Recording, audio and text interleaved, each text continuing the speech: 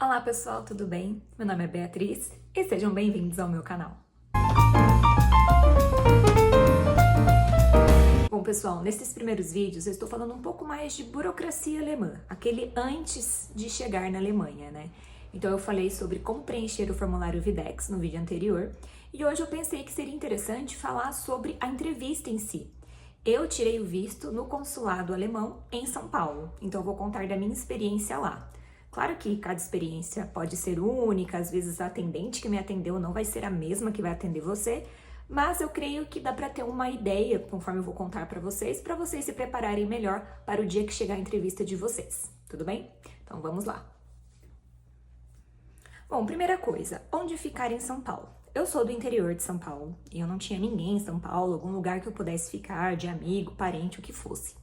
Então, fui procurar um local para ficar lá em São Paulo e acabei encontrando um Airbnb bem próximo de onde era o consulado, de onde é o consulado no caso, e numa região muito boa, com bastante lugares para comer, um local relativamente seguro. Eu sou do interior, então assim, querendo ou não, a gente fica um pouco apreensiva quando vai para uma cidade maior, principalmente São Paulo. Então eu me senti bem segura ali nessa região do Airbnb. E uma coisa bem bacana também é que na esquina desse Airbnb tem uma padaria. Então no dia que eu fui pra entrevista, né, eu acordei bem cedo, fui nessa padaria, tomei um bom café da manhã para ir preparada, porque eu não sabia quanto tempo ia demorar a entrevista. A minha entrevista estava marcada para as 8h10 da manhã, então eu acordei bem cedinho, como eu mencionei, arrumei tudo minhas coisas, fui tomar meu café da manhã e parti. No caso, eu estava acompanhada do meu marido, me senti segura naquele ambiente, parecia um ambiente bem tranquilo, um bairro tranquilo, então nós fomos caminhando até o consulado. Eu acho que nós demoramos uns 10 minutos mais ou menos caminhando, mas também tem a opção, se você quiser pegar um Uber, não creio que fique tão caro porque é muito próximo. Inclusive eu vou deixar o link aqui na descrição do vídeo do Airbnb que eu fiquei. O quarto era privado, mas banheiro, cozinha, áreas comuns eram compartilhadas. Porém não encontrei ninguém lá, provavelmente tinham mais pessoas, mas não encontrei ninguém. E foi bem tranquilo, bem silencioso e bem seguro também o local. Então fica a dica, vou deixar essa dica aqui para quem é de fora, assim como eu. O consulado alemão em São Paulo, ele fica em um prédio empresarial. Então tem vários andares e vai ter o andar específico ali do consulado, mas também tem um andar de banco e por aí vai. Quando você chegar nesse prédio, quando eu entrei nele, né, tinha alguns seguranças ali, eu perguntei para eles como que eu poderia chegar ao consulado e eles me redirecionaram para uma recepção. Nessa recepção, eu cheguei lá, falei que eu tinha uma entrevista para tirar o visto alemão, só que como eu cheguei muito cedo, a moça pediu para eu esperar mais um pouco, espera até tal horário, que daria realmente aqueles 20 minutos anteriores que o consulado pede para você chegar. E ela falou que a hora que desse esse horário era para eu voltar ali para fazer tipo um registro, um cadastro. Então eu fiquei por ali esperando, a hora que deu o horário eu voltei para essa recepção. Chegando lá, eles fizeram um cadastro, pegaram o meu RG, no caso, para colocar meus dados e tudo mais, pegaram o número do meu celular também e tiraram uma foto para ter um reconhecimento facial na hora que você for entrar e sair desse prédio. Fez esse cadastro, aí ela falou para eu aguardar, porque eu iria receber no meu WhatsApp um código, um QR Code, né? E esse código ia ser necessário para eu conseguir passar pela catraca. Parecido com o aeroporto, quando você vai entrar na parte de embarque, você tem que mostrar, né, colocar ali o QR Code da sua passagem. Então é algo parecido para a catraca poder abrir. Então eu esperei mais ou menos uns 5 minutos por aí e recebi esse código no meu WhatsApp. Com o código em mãos, eu fui lá nessa catraca, apresentei o QR Code e aí com isso foi liberada a minha entrada no prédio.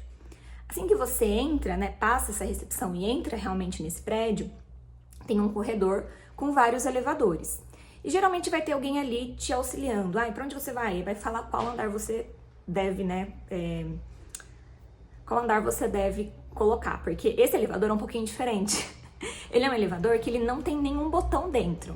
Basicamente assim, de andares, entendeu?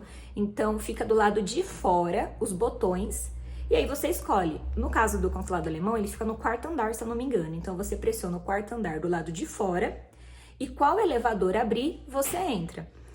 E uma vez que você entra no elevador, você vai ver que não tem nenhum botão, ele vai te levar no andar. E aí, no momento que você chega nesse andar, o elevador vai abrir e você sai normalmente. Aí eu lembro que eu entrei no elevador, cheguei no andar do consulado. No que você entra, você tem que passar por uma segurança, mas é algo bem simples, assim, não é tão complicado igual é o consulado, né, dos Estados Unidos. Então você entra, vai ter lá dois seguranças, eles perguntam o seu nome, o que você veio fazer. Então eu falei meu nome, falei que eu tinha uma entrevista a tal horário e que era pro visto. Aí eles verificaram numa planilha, viram que meu nome estava lá. Pediram para eu passar, tipo, naquele detector de metais. Eu não levei bolsa, a bolsa ficou com o meu marido do lado de fora, mas eu estava com o celular e com uma pasta com todos os meus documentos. E o meu celular, eles pediram para deixar no modo avião e colocar em aqueles armarinhos assim com chave. Não precisei pagar nada, é gratuito esse armarinho, ele é todo transparente e a chave você fica com você. Então eu coloquei meu celular lá, a mulher trancou, né, a segurança e eu fiquei com a chave. Então, assim, você pode ir com o seu celular, não tem problema nenhum. A única questão é que você vai ter que deixar ele nesse armarinho antes de ir pro local da entrevista, mesmo para sua entrevista. Passei dessa parte da segurança e fui para onde realmente seria a sala de espera, onde tem os guichês ali para poder fazer a entrevista. Confesso que eu até fiquei surpresa, porque eles não foram pontuais, eu achei que eles seriam bem pontuais, né, pelo que a gente ouve falar, né, mas na verdade não, eles atrasaram uns 10, 15 minutos, e eu sei disso porque tinha um senhor comigo, ele tava com um relógio e ele me falou o horário, mas também, uma vez que me chamaram, foi bem rapidinho. Uma coisa que eu também fiquei surpresa é que a atendente, né, que fez a entrevista comigo, ela é brasileira. E eu sei disso porque a hora que ela viu onde eu morava, né, no interior de São Paulo, ela mencionou que a mãe dela era de uma cidade próxima da minha. Então, até aquele momento eu achava que ela era uma alemã que falava muito bem português, mas daí eu percebi que não, ela era brasileira mesmo. Não sei se a pessoa que vai te atender vai ser brasileiro ou alemão, porque em outro guichê parecia que era realmente uma pessoa alemã, dava pra perceber o sotaque, mas não sei qual vai ser o seu caso, mas assim, fique tranquilo porque falam português, então não tem que se preocupar com isso, de ter que saber alemão ou às vezes ter que gastar o inglês ali para poder resolver essa parte da entrevista. E sobre a documentação, eu acho que isso é uma parte que também gera muitas dúvidas, o que levar, o que não é necessário. Na dúvida, leve tudo o que você tem. É melhor você ter ali e não precisar entregar do que você não levar e precisar daquele documento. Então, eu vou passar aqui um checklist das coisas que eu levei e vou deixar também aqui na descrição do vídeo esse checklist, tá? Lembrando que a minha condição, eu estou indo para a Alemanha fazer um pós-doutorado financiada pela CAPES e pela Fundação Alexander von Humboldt, que é uma fundação alemã. Então, talvez um documento ou outro que eu citar nesse checklist não se encaixe na sua realidade, porque você está indo financiado só pela CAPES, ou pela FAPESP, ou por alguma outra agência de fomento, ou às vezes você está indo fazer um pós-doutorado sendo financiado pela própria universidade, né, com um contrato de emprego mesmo, enfim. Então, assim, talvez tenha algumas nuances, algumas diferenças de algum ou outro documento, mas no geral, no básico, creio que você vai precisar desses documentos que eu vou citar aqui. Antes de falar de todos os documentos, você não pode esquecer de apostilar o seu diploma. Então, se você está indo fazer uma BEP durante o seu mestrado, qual que é o seu diploma de maior nível? É o da graduação. Então, você vai pegar este diploma da graduação, apostilar o diploma original e depois de apostilado, você vai fazer a tradução juramentada, certo? Isso é muito importante. Eu já fiz mestrado, estou no doutorado e estou indo para uma BEP no doutorado. Então, o seu diploma, né, de maior nível é o do mestrado.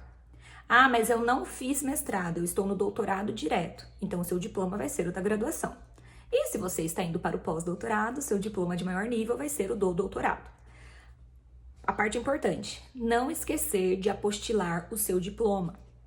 Fazer o apostilamento de AIA, muito importante. E fazer isso antes da tradução. Porque quando você mandar para o tradutor, para ele fazer essa tradução juramentada, na tradução ele vai citar o documento de AIA. E uma coisa muito importante que gera muitas dúvidas também. Devo apostilar a tradução juramentada? Não, não precisa. Você vai gastar dinheiro à toa, tá? Então não precisa. Pelo menos para a etapa do visto, não precisa, só faça o apostilamento do seu diploma, seguido da tradução juramentada, e é isso. e você vai estar seguro, tá? E aqui eu vou dar uma dica que quando eu descobri, né, que eu precisava fazer esse apostilamento de AIA, muitas pessoas me falaram que eu ia precisar fazer o reconhecimento de firma de uma das assinaturas ali do meu diploma. Só que pensa comigo, eu sou do interior de São Paulo, né, eu recebi o meu diploma pela Unesp e na época o reitor é lá da cidade de São Paulo. E ele nem é reitor mais, já mudou a reitoria. E eu fiquei desesperada, porque eu falei, como que eu vou reconhecer firma do reitor? Porque ele não vai ter nenhuma firma aberta aqui na minha cidade. Então eu vou ter que ir para São Paulo e saber em qual cartório ele tem firma reconhecida. Então eu liguei na seção de diplomas, tem uma seção específica nisso, pelo menos na Unesp, eu acho que nas outras universidades deve ter também. Eu liguei para me informar como que eu poderia fazer. E o moço que me atendeu, ele perguntou se o meu diploma era físico, eu falei que sim. Ele falou que o diploma físico, ele tem o selo moeda. E tem um cartório específico em São Paulo que ele faz o reconhecimento do selo moeda. Então não precisava fazer reconhecimento de firma da assinatura do reitor, mas sim do selo moeda. Ele falou que ele só conhecia esse cartório. Eu até cheguei a procurar aqui na região, não vi nenhum outro que fazia esse tipo de reconhecimento do selo. Mas aí ele me falou outra coisa também, que era para eu verificar os cartórios da região, inclusive os da minha cidade, porque tem cartório que faz a apostila, né? Faz o apostilamento de AIA sem a necessidade de reconhecer firma, nem do selo moeda, nem da assinatura. Aí eu comecei uma saga, olhei aqui na minha cidade, eu moro em Botucatu, olhei o primeiro cartório ali que tinha, que faz esse tipo de serviço, eles falaram que eles não fariam assim, que precisava do reconhecimento. Liguei em cartórios da região, cidades aqui da região, que para mim seria muito mais fácil ir nessas cidades do que ir para São Paulo. E nenhum fazia esse tipo de trabalho. Aí eu decidi tentar um outro cartório aqui na minha cidade. E antes eu tivesse tentado logo no início. Porque neste cartório eles falaram que eu poderia levar, que não precisaria fazer o reconhecimento de firma, nem da assinatura e nem o reconhecimento do selo moeda. Então foi o que me salvou. Esse cartório ele fez tranquilamente ali o apostilamento de AIA. Eu não vou lembrar agora ao certo quanto foi, mas é aproximadamente R$150, mais ou menos, pelo menos aqui na minha cidade. Eu não sei se muda de cidade para cidade ou de estado para estado, tá? E uma vez que eu fiz então esse apostilamento no meu diploma, eu enviei para a tradutora juramentada aqui do estado de São Paulo, chamada de Ling, que é maravilhosa. Mandei para ela tudo em PDF, né? Escaneei, mandei o documento em PDF. E ela me deu um prazo de 3 a 5 dias úteis para poder fazer a tradução, porque além do meu diploma, eu estava mandando alguns outros documentos. Como o meu esposo vai comigo, então eu mandei também a certidão de casamento de inteiro teor, mandei o diploma dele também, enfim. Então eram mais documentos e por isso que ela levaria um pouco mais de tempo. Se no seu caso for apenas o diploma, talvez seja até mais rápido. Eu vou deixar aqui na descrição um link do consulado alemão, onde eles indicam vários tradutores juramentados, dependendo do estado que você mora. Eu ouvi falar muito bem dessa Ling, e foi a que fez a minha tradução, não tive problema nenhum. E ouvi falar muito bem também do Klaus. Mas tem vários outros lá também que você pode verificar. Com a Ling, basicamente, como que foi feito? Como eu mencionei, eu mandei para ela o PDF, ela cobra, né, metade do valor acordado antes de começar a tradução. Então, eu paguei metade do valor, 50%, e depois que ela termina a tradução e eu recebo em mãos, ela me manda novamente, eu pago para ela o restante. No nosso caso, além de pagar o valor da tradução, eu paguei também o reconhecimento de firma da assinatura dela nas traduções e o envio por Sedex. Então, claro que esses gastos a mais ficaram por minha conta também. E ela foi muito profissional, chegou certinho e foi tudo tranquilo. E agora voltando para a checklist, né? O que levar de documentos. Então vamos ver um por um. Bom, lembrando que eu vou falar dos documentos que eu apresentei na minha condição enquanto bolsista CAPES Humboldt. No seu caso, se você é bolsista FAPESP ou só CAPES, provavelmente vai ter alguma diferencinha, tá? Eu estou com uma colinha aqui no meu computador para não esquecer nada. E o primeiro item que você não pode esquecer é o Videx, aquele formulário, preenchido e assinado. Ah, não sei como preencher, não preenchi ainda, tô com dúvida. Eu fiz um vídeo aqui no canal explicando como preencher passo a passo esse Videx, especialmente para o visto de permanência de cientistas. Então é só conferir lá para não cometer erro nenhum. Então leve esse Videx preenchido e assinado.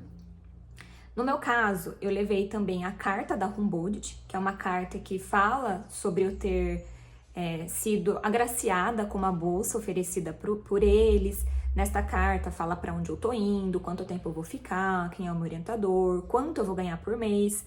Então, se você não é bolsista da Humboldt, você provavelmente tem um documento assim da FAPESP ou mesmo da CAPES com essas informações. Então, é importante você levar isso, tá? Provando para onde você vai, quem está te bancando, quanto você vai estar ganhando, tempo que você vai ficar, tudo isso é muito importante estar documentado. No meu caso também, por estar nessa parceria CAPES-Humboldt, a Humboldt ela oferece a oportunidade dos seus bolsistas fazerem um curso de alemão. Você pode ou não fazer, depende se você quer ou não. Eu escolhi fazer, então eu recebi também no caso do Instituto de Língua Alemã, onde eu vou aprender o alemão, espero aprender o alemão, eu recebi uma carta deles também, confirmando a minha matrícula e que eu vou fazer esse curso de tal período, em que cidade, enfim. Então, se você também é um Humboldtian, assim como eu, e você vai fazer o curso de alemão, leve essa carta, porque eu levei e ela pediu. Então, assim, é importante. Comprovante de residência, e aqui é importante você levar tanto o original quanto uma cópia. No meu caso, a única conta, assim, que eu tinha no meu nome era um boleto do sistema Prever que eu pago, que é um serviço funerário, entendeu? Que também garante alguns descontos em consultas e tudo mais. Então, esse era o único que eu tinha no meu nome.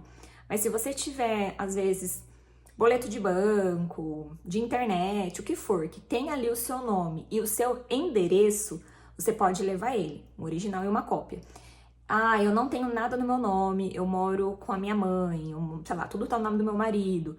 Então, você leva o comprovante original, que está no nome do seu marido, mais uma cópia, ou da sua mãe, o que seja. E o ideal também seria uma carta assinada por essa pessoa, falando que coloca os dados dela, falando que você mora no endereço tal, enfim, uma carta que a pessoa dona daquela conta prova que você realmente mora naquele endereço, tá? Isso seria importante também. Além disso, o diploma apostilado, como eu já mencionei, então o seu diploma com apostilamento de AIA. E, além do seu diploma apostilado, você leva uma cópia dele com a apostila de AIA, mas, no caso, né, a tradução juramentada com uma cópia da tradução juramentada também. Então, é o diploma com a apostila de AIA, original e cópia, e a tradução juramentada, original e cópia. Além disso, o Host Agreement, que é basicamente um formulário que o seu host ele preenche com alguns dados sobre você, sobre a instituição e tudo mais. No meu caso, quem preencheu foi exatamente o meu orientador. Mas depende do seu caso. Às vezes vai ser o chefe do departamento, às vezes vai ser um escritório específico ali do departamento que você tá, ou da universidade. Mas é muito importante esse Host Agreement. E não só para o visto, mas quando você estiver na Alemanha também vai ser importante. Eu recomendo ir atrás desse Host Agreement quando já tiver tudo certo, assim, tipo, consegui a bolsa, tô indo pro lugar, já entre em contato pedindo, porque pode ser que demore. Ainda mais se depender de terceiros, não necessariamente do seu orientador lá da Alemanha, pode ser que demore um pouco. Eu vou deixar também aqui na descrição um link que encaminha direto para este formulário e você pode fazer igual eu fiz. Eu mandei um e-mail já com este Host Agreement anexado para não ter perigo, entendeu? Tipo, tá aí, preciso que você preencha. Então é muito importante. O passaporte, também original e cópia. Então, você leva o seu passaporte original e a cópia daquela parte que tem os seus dados, tá? Não precisa tirar cópia de todo o seu passaporte. No caso, a carta do seguro-saúde. É muito importante você apresentar também que você vai estar sendo protegida ali, que você vai ter um seguro-saúde durante a sua estadia. No meu caso, eu vou ficar 2 anos fora, então eu precisava de um seguro que mostrasse para eles que eu ia estar coberta por esse período, ou um seguro de longa duração e não simplesmente um seguro viagem. E a mulher, pelo menos para mim, foi bem clara que era isso mesmo, tinha que ser esse tipo de seguro. Eu não poderia ter contratado o seguro viagem. E aí, no seguro saúde, quando eu apliquei para o da ProVisit Science, e eles geram, assim que você coloca lá seus dados e tudo mais, eles mandam para você um e-mail com vários documentos. E um desses documentos é uma carta para você apresentar no dia da sua entrevista do visto. Quando eu fiz a aplicação, eu até levei um susto, porque eu vou ficar 2 anos. E lá eles colocaram um período de 1 ano apenas do seguro-saúde. E aquilo tirou meu sono, porque eu falei, como que eu vou chegar na entrevista, mostrar um seguro, que teoricamente era para ser pelo período todo que eu vou ficar, mas com validade de 1 ano. Eles não vão aceitar. Só que daí eu entendi que eles não colocam o período todo que você vai ficar, se você for ficar mais de que 1 ano, né? Porque o visto vale apenas por 1 ano. Então eles não vão colocar mais do que isso. E não teve problema nenhum também no consulado, tá? Eles não implicaram com isso. Então é só uma questão de burocracia mesmo. O visto que você for tirar, ele vai ter duração de 1 ano. Então não tem como eles darem um seguro neste primeiro momento com mais de 1 ano. Claro que depois você renova e tudo mais. E outra coisa importante também sobre o seguro é que você esteja assegurado desde o primeiro dia que você entrar na Alemanha. Então, quando eu estava preenchendo o formulário da ProVisit, eu estava planejando chegar na Alemanha no dia 30 de agosto e as minhas atividades, né, no curso de alemão começam no dia 1º de setembro. Então, no primeiro momento, eu estava colocando dessa forma, que eu ia entrar dia 30 e minha atividade começava dia 1. E eles estavam entendendo que meu seguro tinha que começar dia 1.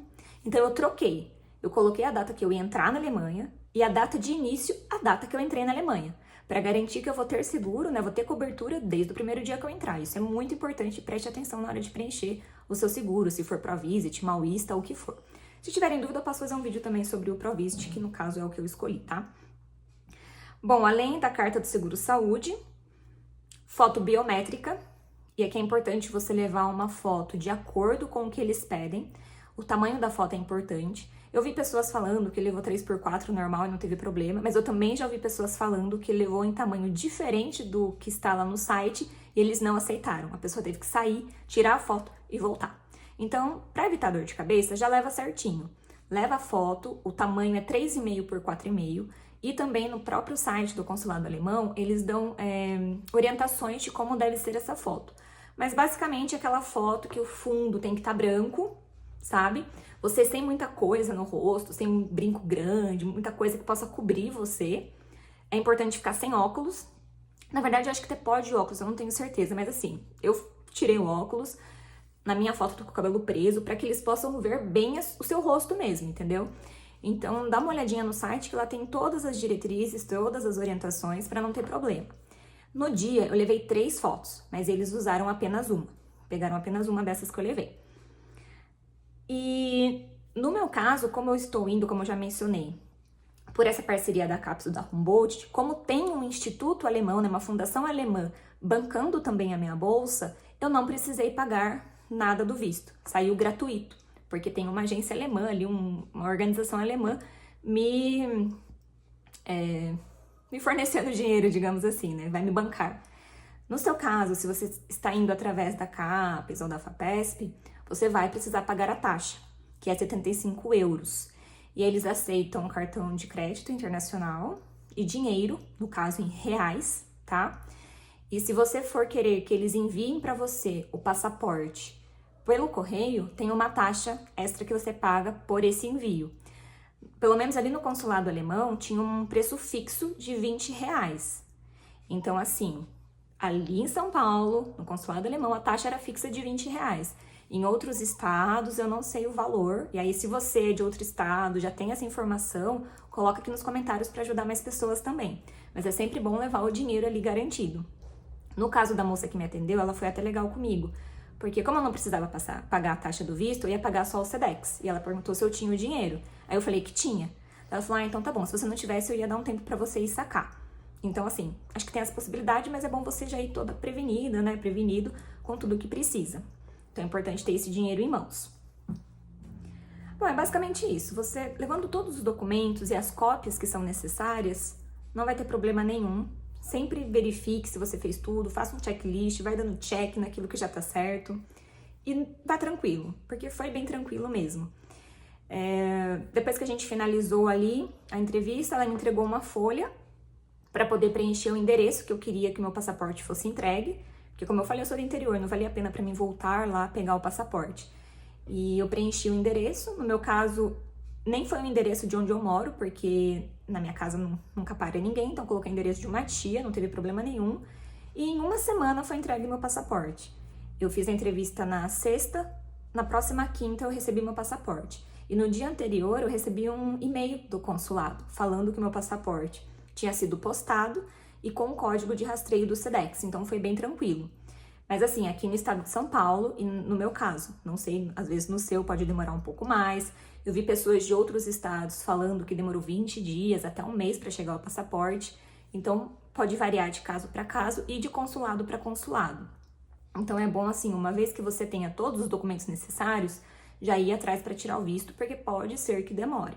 Inclusive, eles falam que pode levar até 6 semanas. E isso era uma preocupação que eu tinha por conta do meu pouco tempo e ainda ter que comprar a passagem, né? Eu queria comprar a passagem quando eu tivesse o passaporte com o visto comigo.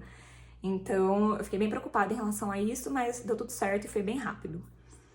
E eu acho que é isso, pessoal. Eu espero que esse vídeo ajude você e tranquilize você também para não ficar tão preocupado, desesperado. Eu já tirei o visto americano algumas vezes e o visto alemão, apesar da sua burocracia, algumas informações que às vezes ficam meio confusas, eu acho que ele foi mais tranquilo do que o americano. Até mesmo lá o local foi bem tranquilo. Então, assim, vá na paz, vai dar tudo certo. Se você tem alguma dica ou sugestão, coloca aqui nos comentários para nós irmos ajudando outras pessoas que vão passar por esse processo. E se este vídeo te ajudou, né, clareou suas ideias aí de como funciona o processo, curte e compartilha com aquele amigo ou aquela amiga que vai passar por isso também. E também se inscreva no canal, porque aqui eu estou ajudando pessoas que estão nesse mesmo processo, com toda essa burocracia. Eu ainda estou no Brasil, vou para a Alemanha no final do mês e pretendo ajudar também quando chegar lá para falar sobre essa questão do Resident Permit e todas essas coisas que para mim ainda é um pouco confuso. Então eu espero poder ajudar outras pessoas, uma vez que tudo isso fique claro na minha mente. E é isso, obrigada por ter assistido até aqui e até a próxima. Tchau, tchau!